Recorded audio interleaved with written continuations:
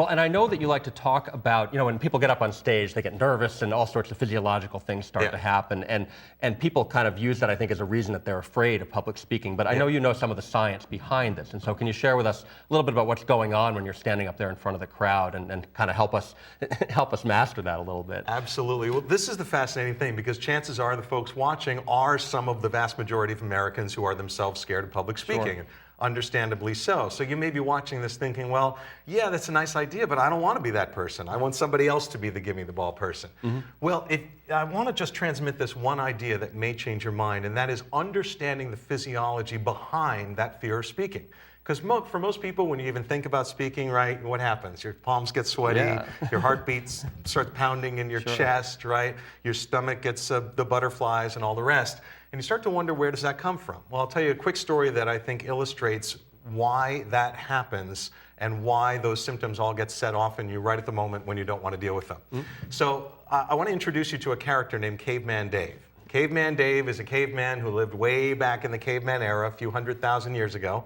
And one day, Caveman Dave was out foraging for food. He's hunting, he's gathering, he's doing his Caveman Dave thing, he's all happy, right? And he enters a clearing, he's by himself, and he looks across the clearing, and about 200 yards away, on the other side of that clearing, he sees a big bear. And the bear is staring right at him. Now, in that situation, there are 3 specific conditions that exist for Caveman Dave. First, he's separated from the group. The rest of his tribe is back off at the camp, hanging out together. He's here by himself, no chance of getting help. Second, he is the object of focus in the situation. In other words, the bear is staring straight at him, whereas if he were hiding up a tree or behind a rock, he may not be as nervous. And third is what we call fear of harm. Dave knows that this is a situation that could do significant damage to him or maybe even kill him if he doesn't handle it quickly and correctly. Now, when those 3 conditions exist, when the human brain perceives those 3 conditions, it automatically unleashes instantaneously this incredible chemical reaction that goes all the way through the body that transforms the body basically so that it's better able to escape that situation alive, to prepare you to do one of 2 things. Either you're going to fight your way out or you're going to run away. So your body prepares you to do one of those 2 things, whichever works best. That reaction, as we all probably know from high school, is called the fight or flight response. Right? And that's the condition that's going to save your life in that situation. So Caveman Dave has the fight or flight response turn on in him. As a result, he's actually able to run away. He outruns the bear, he hides behind a rock, he gets away. And as a result of surviving that encounter, he's able to go back to his tribe. He's more likely to procreate. He passes the fight or flight response on to his kids because they have it. They're more likely to survive as they grow up, more likely to procreate. They pass it on, and so on. Now jump eons forward to modern day.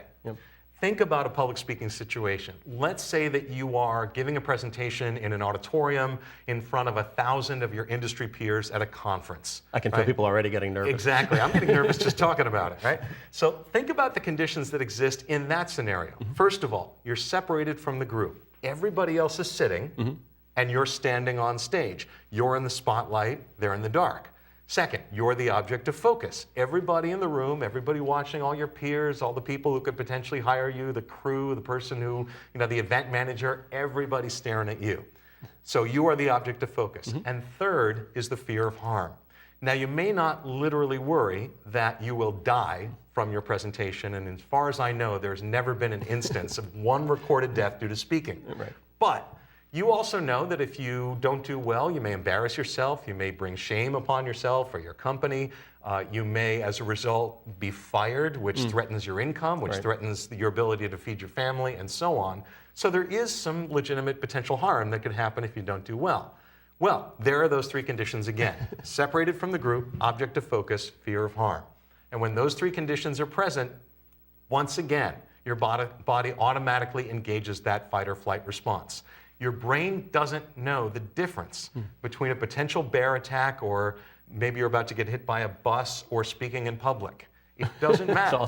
If those 3 conditions exist and your brain perceives that they exist, well, then the fight or flight response will be engaged. So now that we've had this fight or flight, so we know that we have the fight or flight response. And is there, I know we're going to talk about tips in a minute, but is there a way of getting rid of the fight or flight response? Or what do you kind of recommend for people with the fight or flight response, knowing now that that is what it is? That's a great question, and I know it's very tempting for people to want to get rid of the fight or flight response, because here it is taking over your body and causing all these symptoms that are detrimental to you doing what you're afraid to do anyway, which is give the presentation. All you want to do is just throw it away. Well, unfortunately, that's not possible. It's a biological response. It's built into you, and when you think about it, it's actually a pretty good thing, because there may be a moment when the fight or flight response will save your life. You may actually be about to be hit by a bus, and the fight or flight response will get you to jump out of the way quickly and save your life. So you don't want to get rid of it. And I also believe that some amount of anxiety is healthy and positive for a presentation. Anxiety is what moves you to action.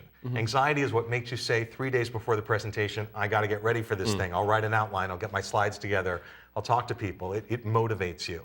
So the question is, okay, if I can't get rid of it, and if it is in some way good, how do I harness it? How do I knock it down to a size where it's manageable and it's not taking me over, so that I can get it to work for me instead of working against me? Okay.